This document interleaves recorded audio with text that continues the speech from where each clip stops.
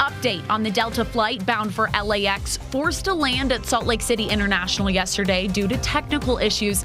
A crew member injured and taken to the hospital. We have an exclusive interview from a passenger who was on the flight. Plus, the National Pony Express Association holding the annual Pony Express re-ride today.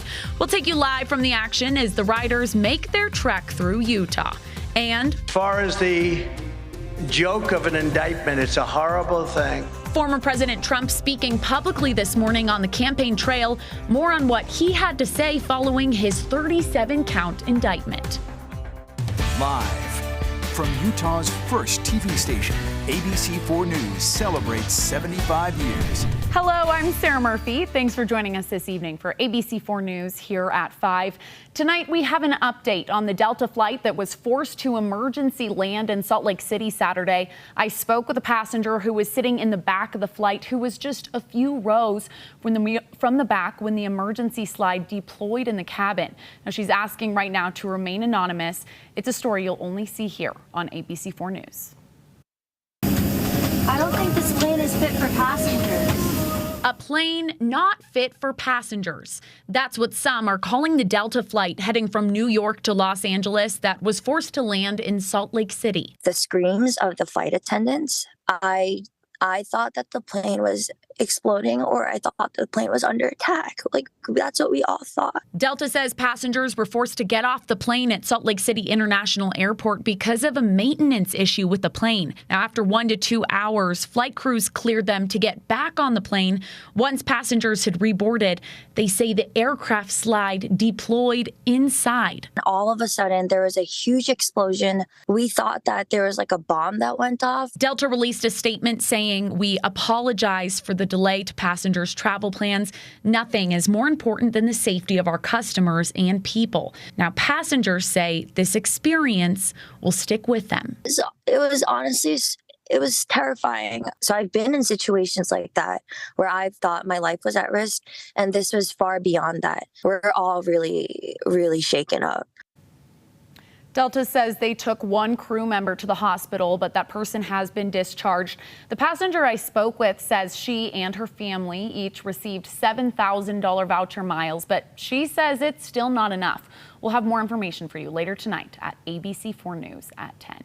Now, shifting gears here now at 5, we're taking a look into the past while staying in the present for the 2023 Pony Express re-ride. ABC4's Annika Johns joins us live in Eagle Mountain, where she met up with organizers and riders of the re-ride and asked them what it's like to bring a piece of history back to life. Annika.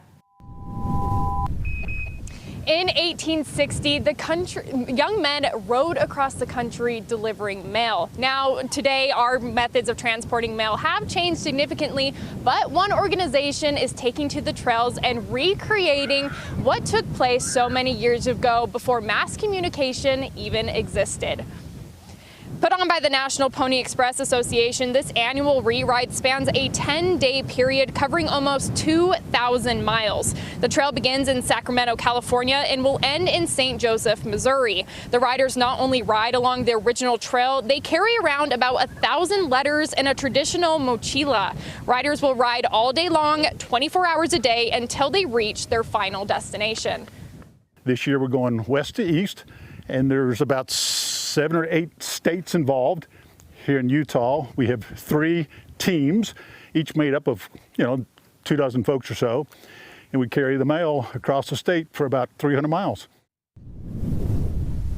Just a few minutes ago, one of those hundreds of riders just rode through here through Eagle Mountain, and they are continuing their path despite all of the weather. When I spoke to some of them, they also told me that this isn't only American history, this is history for their family. Multiple generations participate in this event, and they just keep coming back and doing it and riding off into the distance into history. Reporting live from Eagle Mountain, Annika Johns, ABC4 News.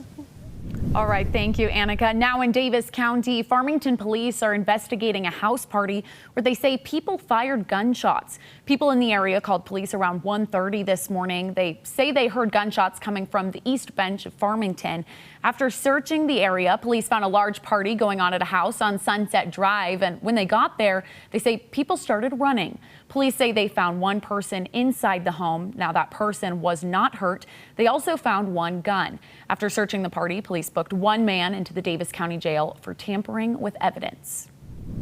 And in Carbon County, Utah Highway Patrol is investigating a crash on State Route 191 where a motorcycle driver died. A group of motorcycles were heading southbound on State Route 191 around 11:45 this morning. You're seeing a picture of the bike there. One of them lost control and crashed into an embankment. The 40-year-old male rider was fatally injured. Officers say they're still looking into how fast the driver was going. In Salt Lake City, police are working to identify a body someone found in a canal yesterday. The person found the body in a surplus canal just a few miles off the I-15, I-215 interchange. Police, Salt Lake City Fire, and medical examiners, they arrived at the scene around 9 o'clock Saturday night.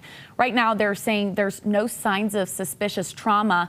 The medical examiner is working to confirm the cause of death and who the person is. We're turning now to weather this evening. We're taking a look right outside the station. You can see rain has been coming down hard earlier this afternoon, even causing a few crashes here and there on the exit of California Avenue. That wet weather likely making roads a bit slick out there today. So time now to check in with meteorologist Garrett James in St. George. He's in for Nate Larson today. Now, Garrett, some slick roads today. Should we expect some more slick roads tomorrow?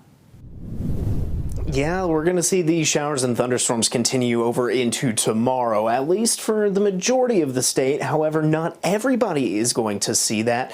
And the Climate Prediction Center and the SPC are saying that we do have a marginal risk for some heavy rain tomorrow, which could lead to a little bit of localized flooding, especially in low-lying areas and flood-prone areas. But we're tracking thunderstorms this afternoon and this evening. We take a look at the radar. We can see these thunderstorms off to the north right now, a few of them on the stronger side. In fact, we have seen a couple isolated severe thunderstorms, but they've been producing sub-severe hail, meaning it's less than what that classification is. We've seen anywhere from likely P to about dime-size hail being reported across the Beehive State. However, these thunderstorms, like I said, they're going to continue. A lot of lightning associated with them at the present time. We can see even a few showers and thunderstorms out towards the eastern part of the state and a few lighter showers out towards the southern part of the state, out towards Kane County and Lake Powell. I'll have more on these thunderstorms and what you can expect as what the flooding risk here over the next couple of days is going to be, all coming up here in a couple of minutes.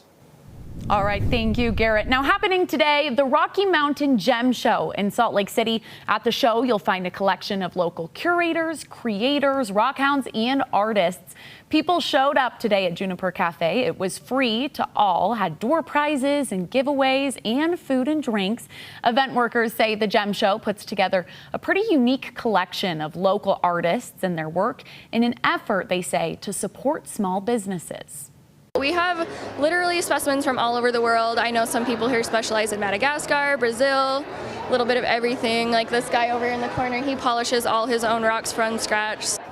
She also says today's show is unlike any other show with many rare gems and collectibles. Now, while today's event did just wrap up, there will be another show later this year. For more information, you can reach out to the contact you see right there on the bottom of your screen. And happening this weekend in Tooele County, the Tooele Arts Festival is back. Now, this arts festival, it dates back all the way to 1985, and it's grown in both size and reputation since. Organizers say they proudly draw artists from around the world who bring one-of-a-kind artwork, including paintings, jewelry, ceramics, photographs, sculptures, plant art, and even more. Art shows are a lot of fun. I get to meet a whole lot of different people, and it's exciting. It's, you see what other artists are doing, and you just kind of bounce off of them and start creating. She also says that when small towns like Tooele put on shows like this, it brings the community together, and she says creates a nice bonding activity for the community. And this year's Aurum Fest kicked off last weekend, and it's happening right now with a fireworks show to end the festivities tonight. The fest also had a grand parade yesterday. Our very own ABC4 crew was there passing and waving out candy. Now, the grand parade, they say it was a magnificent spectacle of colorful floats, marching bands, and some pretty energetic performances. This parade, it's a celebration of the community's culture, heritage, and spirit, and we're proud to showcase the vibrancy of Aurum. So if you'd like to catch the rest of the festival, you can visit the website you see right there on the bottom of your screen. And coming up on ABC4 News here at 5, former President Donald Trump speaking again this morning while on the campaign trail, this following his 37-count indictment.